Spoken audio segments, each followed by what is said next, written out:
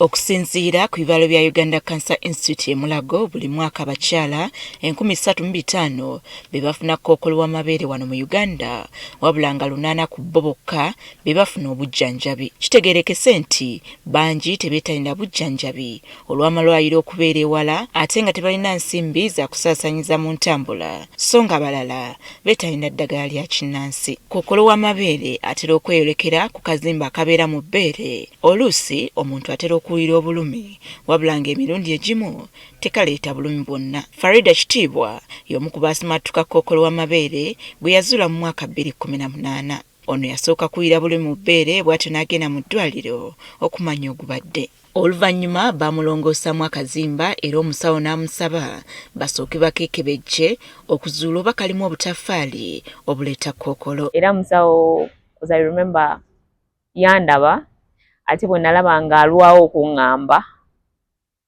ne ntegeera tugamba amaziga gaatandika kujja. Ne mugamba omanyi ŋŋamba kiki? N'aŋŋamba nti olina kansa. Essaawa eyo sijja kulimba oba kiki, naye nalaba nga entaana yange eri wali nga ngenda kufa. So I was like, Mukama Katonda, abaana bange nga bato. Ono yayanguwa okwettalina obujjanjabi era olw'okuba nti kkookolo we yali ku mutendera ogusooka, enzijanjaba yali nnyangu. Sijagamba nti enviiri zaavaako zonna nga bw'ogenda mu chemotherapy bwe tugimanyi, nedda, but yes zaakutuka. Naye okulya nali ndya. Okuggyako nti wali bakola surgery, byonna obunafu, ebbanga kyatwala ebbanga nga ndyawo. Ate mpozi n'okuba nti bwe bakulongoosa balina ekitundu ky'omubiri gwe kye baggyeeko, togenda sigala kyekimu. Breast cancer bwe bulwadde obujja nga obutoffaali obuli mu bbeere butandika okukula nga tebuliiko kkomo, ne bufuna n'embeera nti busobola okusaasaana, ne buva mu bbeere ne bugenda mu bitwende ebirala ng'amawuggwe, ng'ekibumba, ng'amagumba. Bw'ofuna obulwadde obwo tetulina kawuka kali awo nti ke kabuleeta, bujja buzzi, tulina bintu bye tumanyi nti bibwongeza. Ebintu nga omwenge, ebintu ng'okunywa sigala, ebintu ng'okulwawo okufuna olubuto olusooka. Tugeze bw'ofuna olubuto olusooka ng'osusse emyaka 35, kikyongeza. Olumu ebintu nga obutayonsa biyinza okyongeza, n'ebintu ebirala nga okubeera nti mu famire yammwe olinamu baganda bo oba bazadde bo ab'eŋŋanda nga balwala breast cancer. Omukyala obutayonsa mwana kiviirako obutaffaali obusinga obungi mu bbeere okusigala nga buto era emikisa gibeera mingi kkookolo w'amabeere okukukwata. Buli bw'oyonsa obutoffaali buno obw'omu bbeere bukula. Bwe bukula, kansa tatera nnyo kuva mu butoffaali bumaze kukulira ddala, mu luzungu kye bayita differentiation.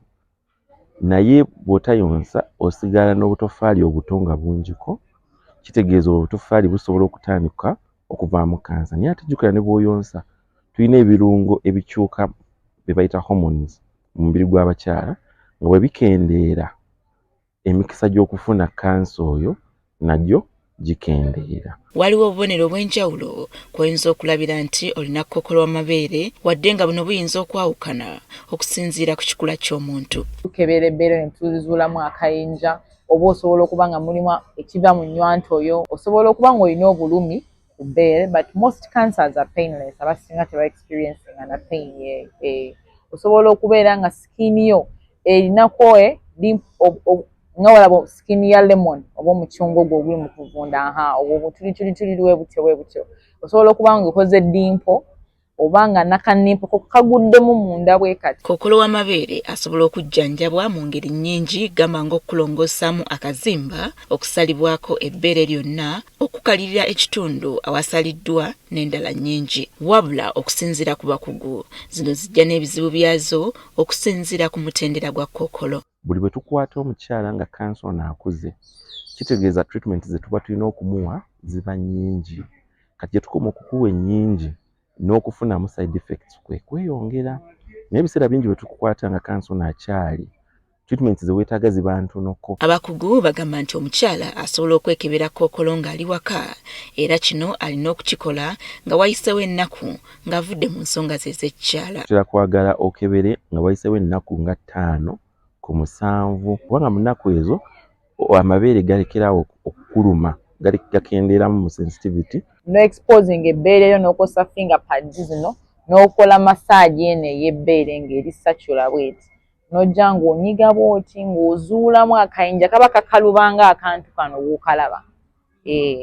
So obeera onyiga sacula wise okebere mulimu akayinja konna konna nyinako dimpo wenjiraba eguddewo ebbeere lyange likoze dimpo. Abakugu bannyonnyola nti abantu ebitundu 90 ku 10 abafuna obujjanjabi nga bazuuliddwamu kkookolo w'amabeere ng'akyali ku mutendera ogusooka bawonera ddala. Weebali myaka 7 wali okuva bamusalako ebbeere, myaka 5 weebali, myaka 2 weebali, so waliwo essuubi bw'omuzuula amangu okuwona weeguli. Abakyala baayibwa amagezi okwekebera waakiri omulundi gumu buli mwezi kubanga y'engeri yokka omuntu gy'ayinza okuzuulamu kkookolo nga bukyali bw'atyo n'asobola okufuna obujjanjabi nga tannatuuka ku mitendera egy'obulabe.